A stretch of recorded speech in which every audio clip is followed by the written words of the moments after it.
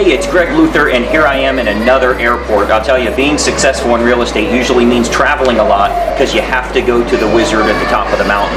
We just got done with another mastermind event here, and I'll tell you, it was absolutely phenomenal. You know, the one thing that I've learned is if you stay at home, if you hang out with your friends and your family, unfortunately, as a real estate agent, they don't understand you.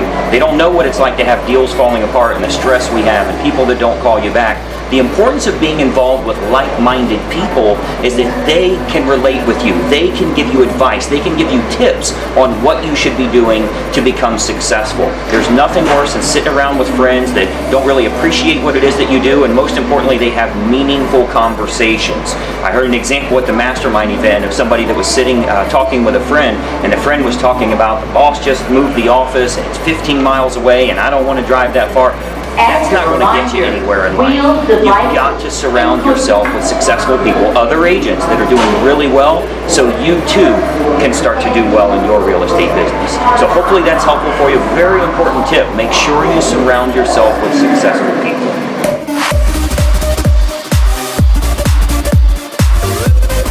Hey, thanks so much for watching this video. Hopefully you found it incredibly helpful. Subscribe to this YouTube channel. Click the subscribe link so you can get notice of new videos as we get them loaded. Additionally, you'll want to check out the description of this video for some additional links that'll help you with growing your business.